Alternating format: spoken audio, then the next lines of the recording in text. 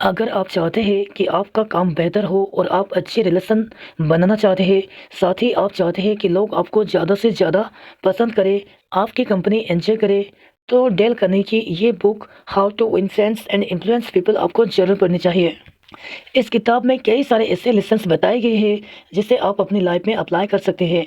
अगर आप इस किताब में बताए गए लेसन को सच में यूज़ करते हैं तो आप अपनी पर्सनालिटी को और बेहतर बना पाएंगे। इस दुनिया में किसी भी इंसान को इन्फ्लुएंस करके उससे काम करवा पाना सच में एक आर्ट है। इस किताब में जो प्रिंसिपल बताए गए हैं वो आपको ये आर्ट सीखने में मदद करेंगे।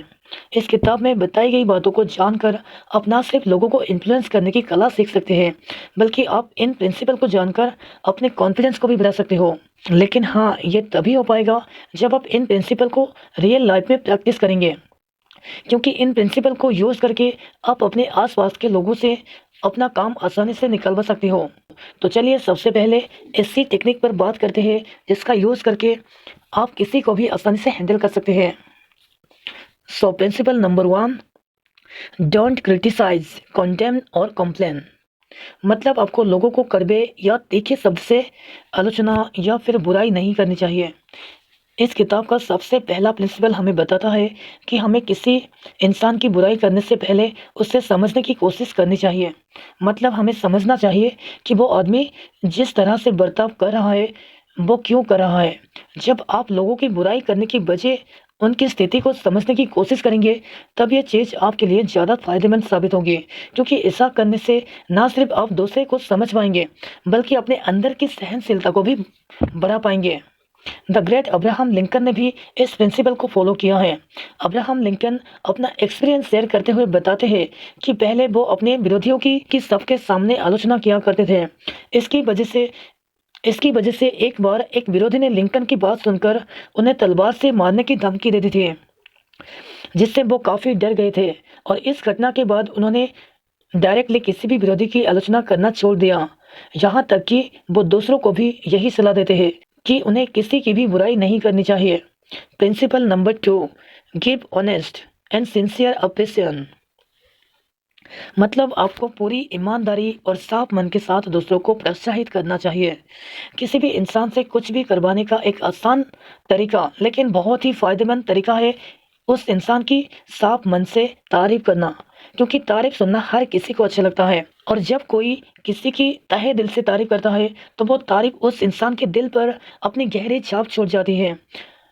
आपकी की गई एक तारीफ उस इंसान के दिल में जिंदगी भर याद रहती है। इसलिए जब आप उसे कुछ करने के लिए कहते हैं तो वो खुशी खुशी आपका काम करने के लिए तैयार हो जाता है। अगर मैं इस प्रिंसिपल को एक एग्जाम्पल के साथ समझाऊं, एक बार एक कंस्ट्रक्शन साइट पर मैनेजर के कहने पर मजदूर उनके सामने सेफ्टी हेलमेट लगा लेते थे, लेकिन जैसे ही वो अपनी नज़र किसी काम से दूसरी जगह पर लगाते थे वो अपना हेलमेट निकाल देते थे।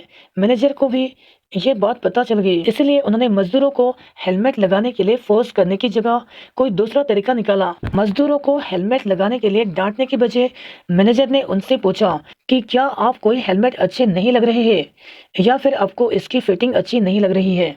साथ ही मैनेजर ने यह भी कहा कि अगर इन दोनों में से कोई बात नहीं है तो आपको अपनी सेफ्टी के लिए हेलमेट को पहनना चाहिए, क्योंकि वो नहीं चाहते कि उनके कीमती वर्कर्स को चोट लगे।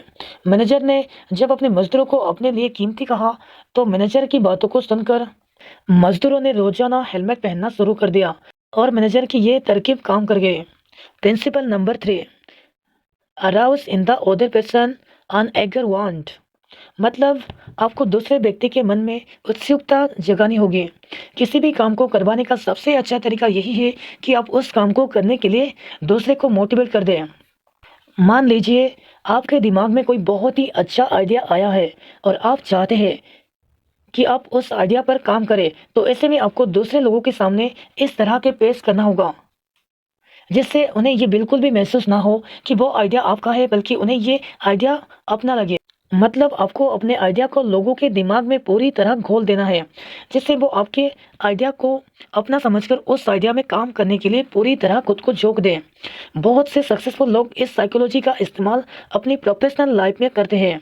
इस प्रिंसिपल को समझने के लिए डेल कार्नेगी अपना एक एक्सपीरियंस शेयर करते हैं कि वो कहते हैं कि Brooklyn institute of arts and science के ब्रिलियंट स्टूडेंट के लिए वो एक बार अच्छे अच्छे ऑथर्स को बुलाकर एक लेक्चर ऑर्गेनाइज करना चाहते थे।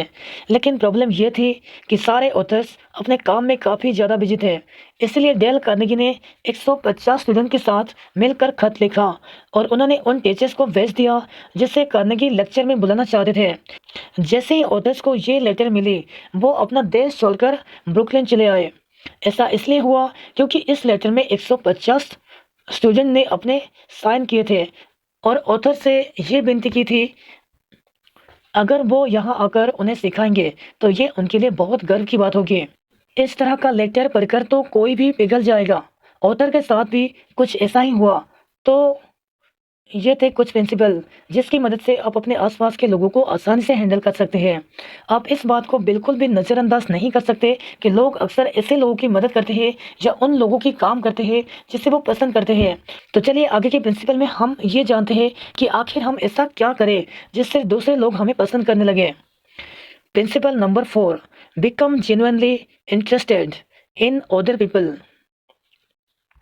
मतलब आपको पूरे दिल से लोगों में इंटरेस्ट लेना शुरू करना होगा। अगर आप चाहते हैं दूसरे लोग आपको पसंद करें और आप लोगों के साथ सच्ची दोस्ती बनाना चाहते हैं तो आपको हमेशा इस प्रिंसिपल को ध्यान में रखना चाहिए। पूरे दिल से दूसरे में इंटरेस्ट लेने का मतलब होता है, अगर आप चाहते हैं कि वो इंसान आपका दोस्त बन जाए तो आपको सच्चे दिल से उसके बारे में सोचना चाहिए और उसे अपना कीमती वक्त देना चाहिए। क्योंकि सच्ची दोस्ती काम करने के लिए आप स्वार्थ को बीच में नहीं ला सकते, क्योंकि जब सेल्फिशनेस सामने रहती है तब सच्ची दोस्ती कभी कम नहीं होती। लेकिन अगर आप साफ मन से किसी की मदद करेंगे या उसमें इंटरेस्ट लेंगे तभी आपकी दोस्ती हमेशा के लिए कायम हो पाएगी। अगर मैं इस प्रिंसिपल को और बेहतर तरीके से समझाने की कोशिश करूँ तो आप इमेजिन कीजिए कि आप किसी फॉरेनर से दोस्ती करने की सोच रहे हैं। ऐसे में अगर आप विदेशी से उसी की भाषा में बात करेंगे तब वो आपको पसंद करने लगेगा। इसका मतलब ये बिल्कुल नहीं है कि हमें अपने अस्तित्व को भूलकर दूसरों की तरह बन जाना चाहिए, बल्कि हमें दूसरों को समझने के लिए उनकी कुछ बातों को देखना चाहिए और उनकी बातों को समझने की कोशिश करनी चाहिए। Principle number 5, remember the name of the person. हर इंसान के लिए उसका नाम बहुत ही ज़्यादा ज़रूरी होता है, क्योंकि अगर किसी के लिए अपना नाम ज़रूरी नहीं होता तो वो नहीं चाहता कि उसका नाम अमर हो जाए या फिर उसका नाम पूरी दुनिया में रोशन हो जाए। फेमस राइटर शेक्सपियर ने एक बात बहुत ही खूब कहा है, व्हाट्स इन नेम, मतलब कि नाम में क्या रखा है। लेकिन शायद साहब ये बात सोचना भूल गए कि हर इंसान के लिए उसका नाम सबसे ज़्यादा ज़रूरी होता है, क्योंकि नाम ही वो चीज़ है जो एक आदमी को दूसरे आदमी से अलग बनाती है। इसलिए अगर हम किसी इंसान को उसके नाम से बुलाए तो वो उसके लिए ज़्यादा फायदेमंद होगा। आपने ज़्यादातर इस बात को नोटिस किया होगा कि जो लोग ऊंचे पद पर होते हैं वो अपने से नीचे काम कर रहे लोगों के नाम को याद नहीं रखते। लेकिन अगर आप एक अच्छा लीडर बनना चाहते हैं तो आपको अपने से नीचे पद में काम कर रहे लोगों का नाम याद रखना चाहिए। दुनिया दुनिया के बड़े बड़े महान बिजनेसमैन जैसे टाटा इस बात को भली भांति समझते हैं और वो इस प्रिंसिपल को फॉलो भी करते हैं।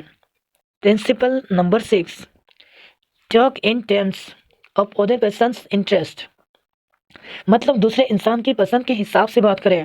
अगर आप चाहते हैं कि आप किसी इंसान से लंबे समय तक बिना बोर हुए बात कर पाए तो ये प्रिंसिपल आपको ज़रूर ध्यान में रखना चाहिए, क्योंकि जब आप इस प्रिंसिपल को ध्यान में रखकर अपनी बातचीत शुरू करेंगे तब आपको पता ही नहीं चलेगा कि कैसे अपने किसी से लंबी बात कर लें। हम लोगों की आदत होती है कि जब हम किसी इंसान से पहली बार मिलते हैं तो हम उनसे अपने ही बारे में बात करने लगते हैं, जो कि एक बहुत ही गलत तरीका है। इसलिए जब भी आप किसी नए व्यक्ति से मिले तो आपको अपनी बात कहने के साथ साथ सामने वाले की बात को भी ध्यान से सुनना चाहिए।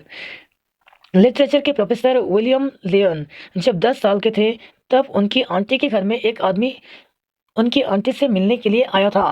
तब छोटे तब छोटे विलियम वहीं पर लिख रहे थे और तब और तब उन्हें बोट बहुत ही ज़्यादा पसंद थी। उस आदमी ने कुछ देर आंटी से बात की और फिर उन्होंने विलियम से बात करना शुरू कर दिया।